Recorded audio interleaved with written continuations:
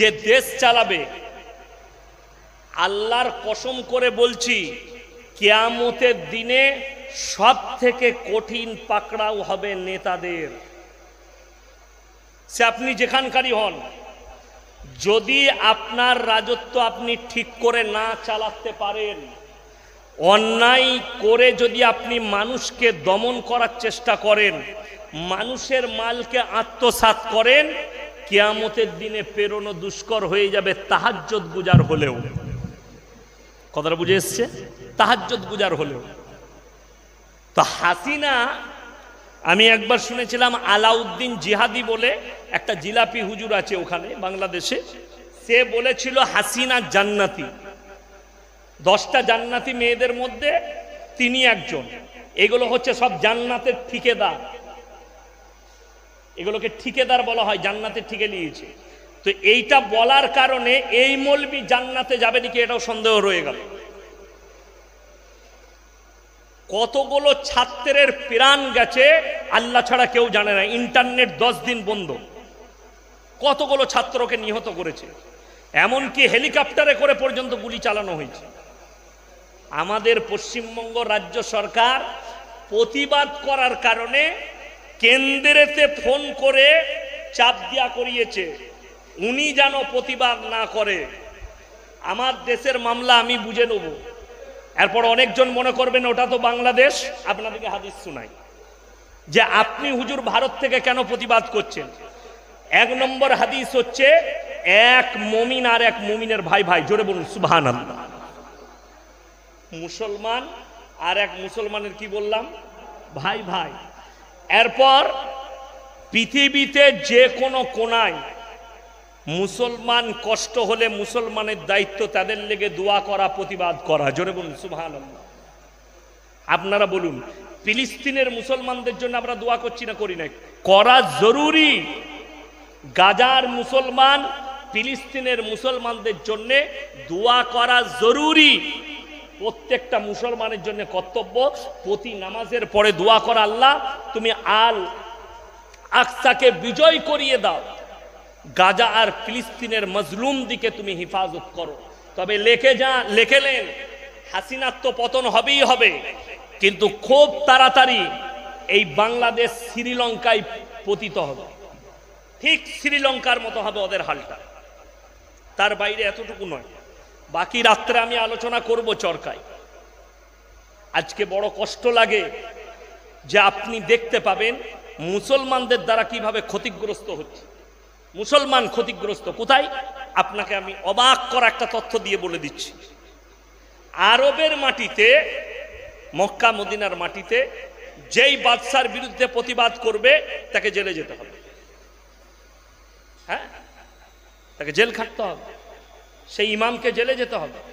বাংলাদেশে যে আলেম হক কথা বলবে তাকে জেলের কুঠরিতে থাকতে হবে। হাসিনার নেচার। যদি আপনি হক বলেন, আমি এটা ভারতবর্ষ বলে এখনো পর্যন্ত আমাকে বাইরে দেখতে পাচ্ছেন, আমি বাংলাদেশে হলে আমার মৃত্যু হয়ে যেত, এত ফাঁসির অর্ডার দিয়ে দিত। বাংলাদেশের ভালো ভালো স্কলার দেশের বাইরে, ভালো ভালো আলেম জেলের কুঠরিতে। আল্লামা মামুনুল হকের মতো লোককে খুঁড়া করে দিয়েছে জেলের ভেতরে অত্যাচার করে। করছে কারা? মুসলমান পুলিশরাই। গুলি চালিয়েছে কে? ছাত্রদের ওপরে মুসলিম পুলিশরাই চালিয়েছে। কালকে দেখলাম একজন প্রশাসন, একজন পুলিশ নিহত হয়েছে, তার পরিবারের লোক কাঁদছে। সত্যিকারই বেদনাদায়ক। কিন্তু আমি বলবো, একটা পুলিশ মরাতে তোমাদের এত ব্যথা হচ্ছে, কত 400-500 স্টুডেন্ট নিহত হয়েছে গুলির দ্বারা, তখন তোমাদের বুকে একটু ব্যথা হয়নি? যে যেরকম খেলে আল্লাহ তার শেষ পরিণতি নিজের হাতে রেখেছে, ঠিক কিনা কথা বলেন? শেষ পরিণতি আল্লাহর হাতে। যে নিজেকে যতই পাওয়ারফুল ভাবুক, পাওয়ারফুল। আপনারা বলুন, কেরলে ভূমি ধস হয়ে কোনো মানুষ ঢাকা গেল, সরকার কেউ কি গুলি চালাতে পারবে?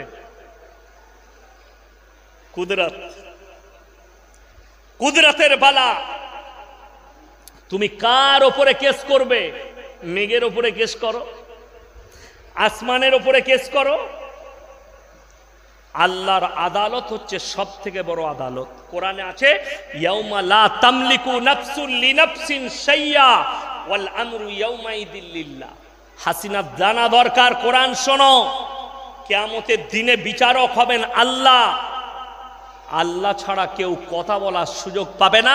আল্লাহ যাকে অর্ডার দিবে সে ছাড়া কেউ কোনো কথা বলতে পাবে না।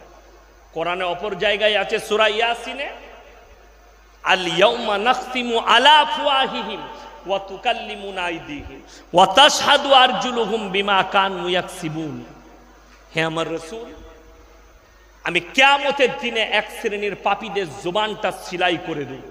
হাত কথা বলবে, কান কথা বলবে, চোখ কথা বলবে, তার অঙ্গ পতঙ্গকে কথা বলার যোগ্যতা দান করব, তারাই কথা বলবে। তাদের জবান কথা বলার আর যোগ্যতা দেওয়া হবে না।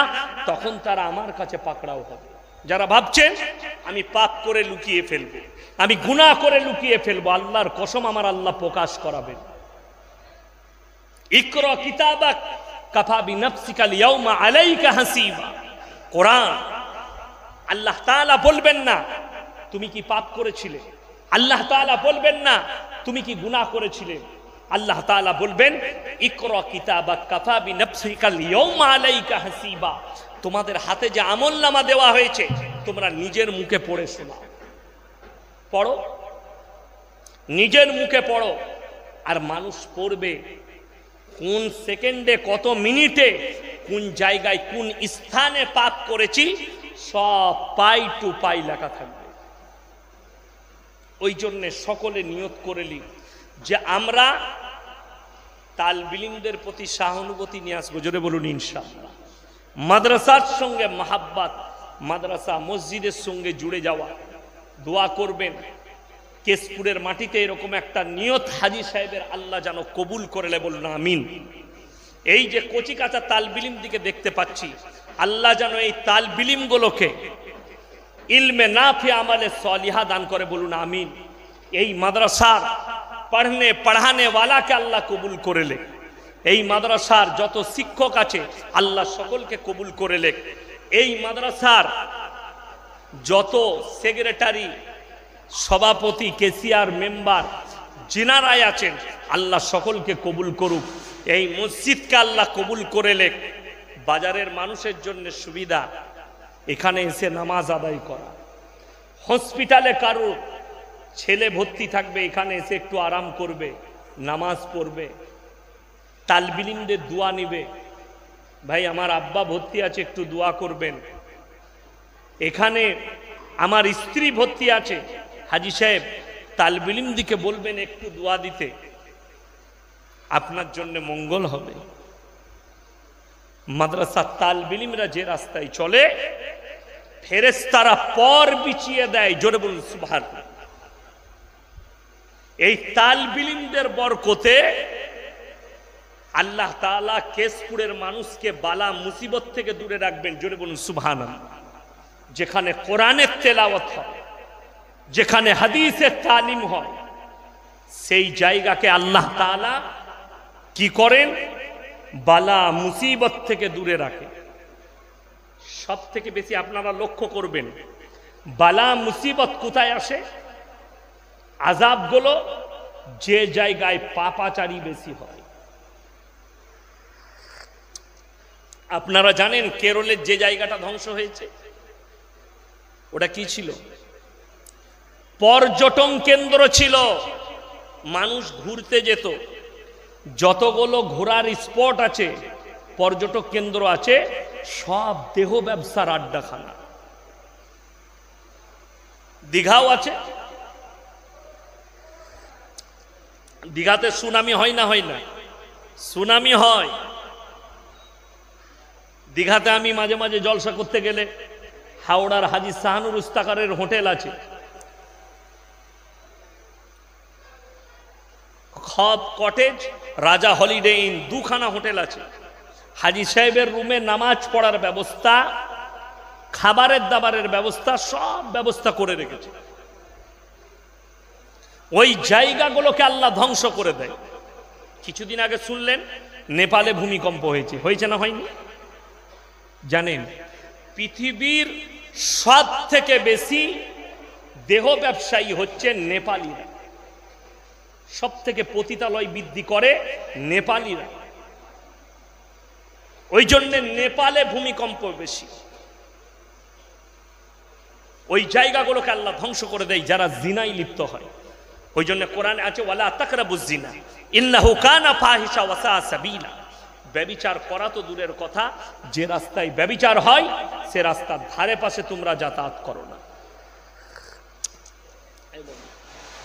ওই জন্যে আমি আপনাদেরকে অনুরোধ করে দেব যে সকলে নিয়ত করেলেন আজ থেকে আমরা সবাই 5 ওয়াক্তের নামাজি হব। হাত তুলে বলুন ইনশাআল্লাহ। নামাজ কেউ ছাড়বেন না। নামাজ বহুত বড় একটা তলোয়ারের থেকেও তেজওয়ালা হাতিয়ার। কিরকম হাতিয়ার জানেন? ইন্না সলাতা তানহা আনিল ফাহশাই ওয়াল মুনকার। নিশ্চয় মানুষ যখন নামাজ পড়ে অশ্লীল কাজ থেকে দূরে সরিয়ে তাদেরকে ভালো কাজের দিকে নিয়ে যায়। জোরে বলুন সুবহানাল্লাহ। আপনি নামাজ পড়ুন, আপনাকে অশ্লীল কাজ থেকে সরিয়ে ঠিক ভালো কাজের দিকে নিয়ে যাবে। এইটা হচ্ছে কোরআন। আল্লাহ রসুল বললেন তোমাদের নামাজে মনোযোগ না এলে তোমরা কি করবে? ফাইন্নাহু ইয়ারা, নামাজে দাঁড়িয়ে মনে মনে ভাববে আমি আল্লাহকে দেখতে পাই বা না পাই, আমার আল্লাহ আমাকে অবশ্যই দেখছেন। এটা নামাজে ভাবো। নামাজের নিয়ত বেঁধে আমি আল্লাহকে দেখতে পাইনি কিন্তু আমার আল্লাহ আমাকে অবশ্যই দেখছেন, এই বলে নিয়ত বাঁধুন। আপনার মনোযোগ অন্যদিকে যাবে না, আল্লাহর দিকে থাকবে, আল্লাহর দিকে ধ্যান থাকবে। নামাজ পড়ুন। নামাজ পাপ থেকে দূরে সরিয়ে দেয়, নামাজ গুনাহ থেকে দূরে সরিয়ে দেয়। পরিবারের মধ্যে নামাজ নিয়ে আসুন। যদি বরকত চান বাড়িতে কোরআনের তেলাওয়াত করুন। হাদিসে আছে যারা প্রত্যেক দিন সূরা ইয়াসিনের তেলাওয়াত করবে ফজরের পরে, আগামী ফজর পর্যন্ত তার কাছে মৃত্যু ছাড়া কোনো বালা মুসিবত আসবে না। জোরে বলুন সুবহানাল্লাহ। আপনি পড়ুন, বাড়িতে আমল নিয়ে আসুন, বাড়িতে বরকত নেবেন। কারোবারে বরকত চাই, আপনি নামাজের সাথে সাথে স্ত্রীকে বলুন, তা না হলে নিজে কোরআন জানলে নিজে বাড়িতে প্রত্যেক দিন এশার পরে সূরা ওয়াকিয়াত তেলাওয়াত করুন। যে বাড়িতে সূরা ওয়াকিয়াত তেলাওয়াত হয় আল্লাহ সেই বাড়িতে রুজিতে বরকত দেয়। জোরে বলুন সুবহানাল্লাহ। আপনি আমল আছে, আমল করুন, রুজিতে বরকত পাবেন, মালে বরকত পাবেন, কারোবারে বরকত পাবেন, সব জায়গায় বরকত পাবেন। কিন্তু আপনাকে আমলে পরিণত করতে হবে, আমলটা আনতে হবে। নিজের পরিবারকে হালালের দিকে ছুট করা, হারাম থেকে হেফাজত করুন। যদি আপনার পাশাপাশি বাড়ি হয়, এই মাদ্রাসার মসজিদের পাশে সকালবেলায় সন্তানের স্কুল না থাকলে মাদ্রাসায় পাঠিয়ে দেন। যাও সকালবেলায় কোরআনটা শিখে এসো। আমাদের মাদ্রাসায় ফজরের পরে গ্রাম থেকে প্রায় 50-60টা ছেলে আসে। তারা 9টা পর্যন্ত পড়ে, আবার স্কুল চলে যায়। আবার বিকালে একটা ব্যাচ আছে 50-60টা। আবার মক্তবে 300 ছাত্র আছে। কেন? এদের মধ্যে তালিম থাকতে হবে, দ্বীনি তালিম। তা না হলে তাদের মেন্টালিটি অন্য জায়গায় দাঁড়াবে। বর্ধমান টাউনই একটা ছেলে রামকৃষ্ণ মিশনে পড়াশোনা করেছে, চাকরিও পেয়েছে, স্কুলের টিচার। তার পরিবার ফোন করছে আমাকে যে আমি নামাজ পড়ি, রোজা রাখি, কিন্তু আমার স্বামী টিচার, রামকৃষ্ণ মিশন থেকে পড়াশোনা করেছে। সকালবেলায় ফজরের পরে উঠে স্কুল যাবার আগে স্নান করে গোসল করে রামকৃষ্ণর মূর্তিতে পুজো করে স্কুলে যায়। আমাকে সে বলল কি হবে? আমি বললাম তাকে দাওয়াত দাও। যদি সে দাওয়াত কবুল না করে তোমাদের নিকাহ থাকবে না, যেহেতু সে কাফির। কাফির। তার বাপ তাহাজ্জুদ গুজার হোক, তার মা হাজি সাহেব হোক, হাজি বিবি হোক, তার বাপ হাজি সাহেব হোক, ছেলে কিন্তু মুশরিক। আল্লাহর কাছে যতগুলো পৃথিবীতে পাপ আছে সব থেকে নিকৃষ্ট পাপ হচ্ছে শিরকের পাপ। আল্লাহ ব্যতীত অপরের কাছে মাথা টেকা, আল্লাহ ব্যতীত অপরকে রব হিসাবে মানা, এইটা হচ্ছে সব থেকে নিকৃষ্টতম আল্লাহর কাছে পাপ। আর আল্লাহ কোরআনে বলেছেন ইন্না শিরকা লাযুলমুন আযীম। আমি আল্লাহ ইচ্ছা করলে সব গুনাহ ক্ষমা করে দেব, কিন্তু কেউ যদি জেনে বুঝে শিরক করে সেই গুনাহ আমি আল্লাহ ক্ষমা করব না। জেনে বুঝে, এই লোক জেনে বুঝে করেছে, এরপরে আপনাকে ভাবনা চিন্তা নিতে হবে এই লোকটার কি জানাজা পড়া যাবে? যদি ওই হালতে মারা যায় আর জানাজা পড়া যাবে না, কবরস্থানে আর দাফন কাফন করা যাবে না। যদি বলেন কেন, আমি বলি পৃথিবীর মধ্যে সবথেকে শ্রেষ্ঠ ব্যক্তিকে হুজুরে পাক সাল্লাল্লাহু আলাইহি সাল্লাম। রসুলের থেকে বড় শ্রেষ্ঠ কেউ আছে আর কিয়ামত পর্যন্ত হতে পারবে?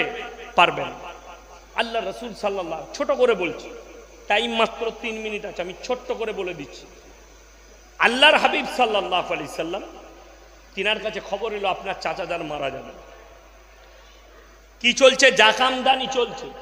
আল্লাহর হাবিব ছুটে গেলেন, নিজের চাচার হাতটা ধরে বললেন, চাচা কলমাটা পড়ে নাও, আমি আল্লাহর কাছে কেঁদে কেঁদে তোমার জন্য ক্ষমা চাইব। আল্লাহর নবীর চাচার উত্তর এলো, আমি যদি বার্ধক্যে কলমা পড়ি লোকে বলবে মৃত্যু ভয়ে কলমা পড়েছে, আমি কলমা পড়তে পারবো না। নিষেধ করে দিলেন। এরপরে আল্লাহর আয়াত এলো রসুলের কাছে, ইন্নাকা লা তাহদি মান আহবাবতা ওয়ালাকিন্নাল্লাহা ইয়াহদি মান ইয়াশা। হে আমার বিশ্ব নবী, পৃথিবীর মানুষকে বলে দাও, তুমি শুনে নাও, হিদায়েতের মালিক হচ্ছি আমি আল্লাহ। আমার ইচ্ছা নেই তোমার চাচা কলমা পড়তে পারবে না। রসুলের চাচা যান দুনিয়া ছাড়লেন, আল্লাহর নবী কাঁদতে লাগলেন। কি বলে? হাত তুললেন, আল্লাহ তুমি আমাকে যতদিন না নিষেধ করছো আমি আমার চাচার জন্য তোমার কাছে ক্ষমা চাই। নবীজি ক্ষমা চাইছেন। আল্লাহ এরপরে জিবরিল আমিনকে পাঠালেন আবার কোরআনের আয়াত নিয়ে, মা কানা লিন নবিয়্যি ওয়াল্লাযীনা আমানু আন ইস্তাগফিরু লিল মুশরিকিন ওয়ালাউ কানু উলি কুরবা। হে নবী এবং মুমিনরা শুনুন। শুধু আল্লাহ নবীকে নসিহত করেননি, হে আমার নবী এবং মুমিন যারা আছো তারা শুনুন, যারা মুশরিক হয়ে বেঈমান কাফের হয়ে বদ্দিন হয়ে মারা গেছে তাদের জন্য দোয়া করতে পাবে না, সে যদি তোমাদের নিকটতম আত্মীয় হয় তাও। কি বুঝে এলো এখান থেকে? রসুলের হাত নেমে গেল, চাচার জন্য নিষেধ হয়ে গেল, দোয়া চাইতে পাবে না। যদি আল্লাহ নবীকে আল্লাহ নিষেধ করে চাচার লেগে দোয়া চাইতে পাবে না, তো আমাদের মতো ফুটো মলবি যদি মাতালের লেগে দোয়া করে যে মদের ভাটিতে জীবন কাটিয়েছে জান্নাত যাবে? আপনাদিকে চিন্তা করার একটা ধারণা দিয়ে গেলাম, আপনি ভাববেন কি রকম।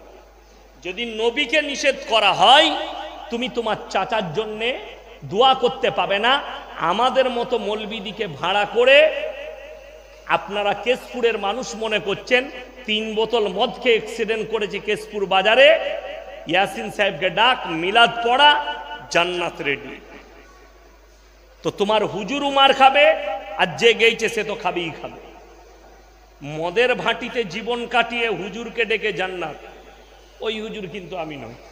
একটা মলবিকে, সে যে দলেরই মলবি হোক, খালি আমাকে দোয়াটা দেখিয়ে দিবেন, এরকম দোয়া করেছে, আল্লাহ আমাকে দেশি মুরগি দিয়ে ভাত দিচ্ছে, টাকা দিবে, এর বাপকে যা হোক করে জান্নাতে দিতে হবে। এই দোয়া কারু পেয়েছেন কোনোদিন কোনো হুজুরে? আমাদিকে যাকে ডাকবেন আমরা কি দোয়া করি?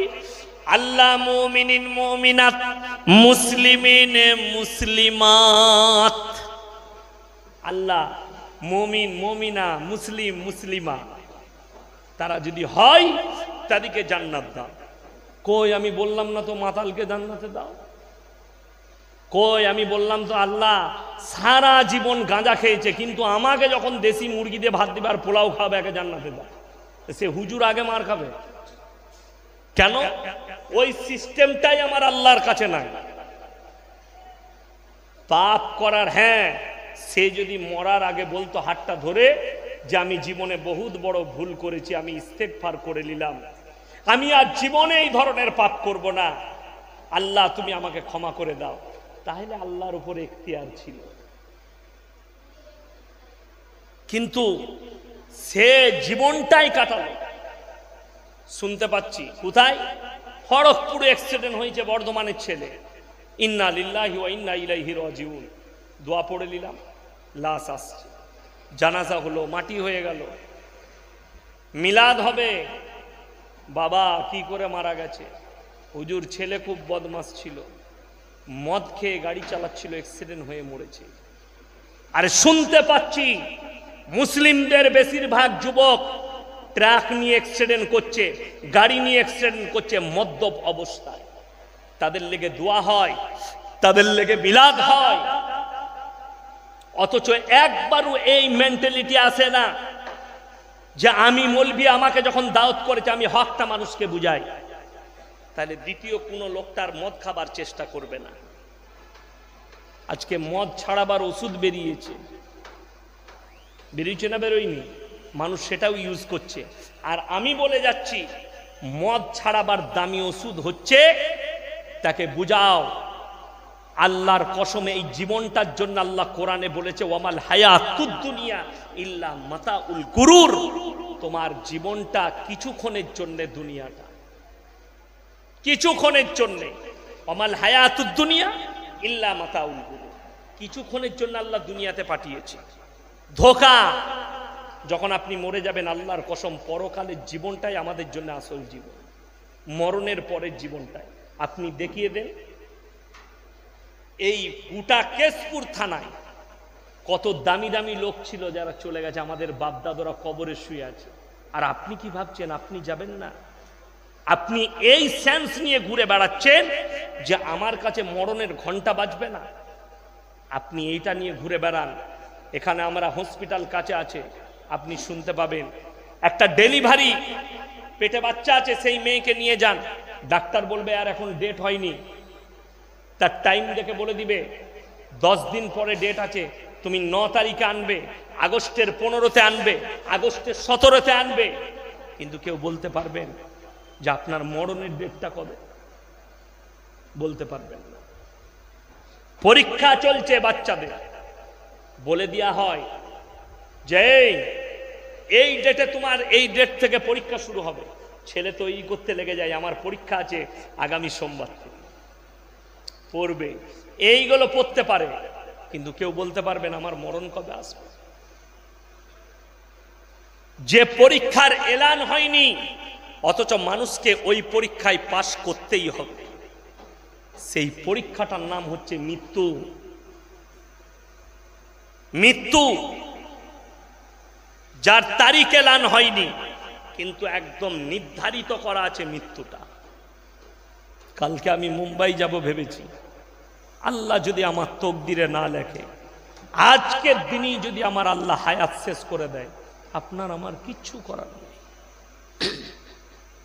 হায়াত শেষ, সব কিছু শেষ। দুনিয়াটা পরীক্ষার হল, বসে আছেন, যেদিনে মৃত্যু হলো শেষ, এরপর থেকে আপনার পরীক্ষা শুরু। আমাদের দেশের মানুষ কি ভেবেছে? এই যে কোরআনটা আমরা দেখতে পাচ্ছি, আমাদের দেশের লোক জানে কোরআনটা খালি কোরআন খানি করে মানুষকে জান্নাতে পাঠাবার নেই। কোরআনটা আছে, মানুষ মরে গেলে খালি কোরআন পড়ে দাও, কবর জিয়ারত করো, কোরআন খানি করো, তারাবিতে পড়ো, মাদ্রাসায় পড়ো, এই জন্য কোরআনটা না।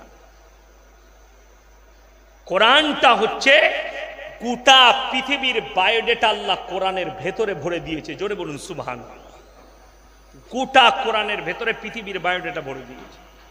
আপনাকে খুঁজতে হবে কোন দিকটা আপনি চান, সেই দিকটাই কোরআনে রাখা আছে আল্লাহর কসম। সেই দিকটা, যে দিকটা চাইবেন সেই দিকটাই আছে। ওই জন্য প্রত্যেকটা ভাইকে অনুরোধ করব, দ্বীনি তালিম দিবেন নিজের সন্তান দিকে। জোরে বলুন ইনশাআল্লাহ। ডাক্তার হোক, মাস্টার হোক, প্রফেসর হোক, ইঞ্জিনিয়ার হোক, কিন্তু হাফিজে কোরআন হোক, কিন্তু কোরআনটা জানো, কিন্তু হারাম হালালটা জানো, কিন্তু উর্দুটা একটু শিখে লেখ, উজুর ফরজটা, সুন্নতটা, গোসলের ফরজটা তারা শিখে লেখ। তাদেরকে দাওয়াত দে, তারা দাওয়াতে জুড়ে যাক, তাদের ভেতরে ইসলামটা ঢুকে যাক, যাতে করে কোনো বেঈমান কাফের তাদের ঈমানকে না ধ্বংস করতে পারে। সবাই চেষ্টা করবো, জোরে বলুন ইনশাআল্লাহ। আল্লাহ তাআলা আমাদের সকলকে কবুল করুক। আজকের এই জলসাকে আল্লাহ কবুল করে লেখ। আজকের প্রোগ্রামকে আল্লাহ কবুল করে লেখ। হায়াত বাকি তো মুলাকাত বাকি।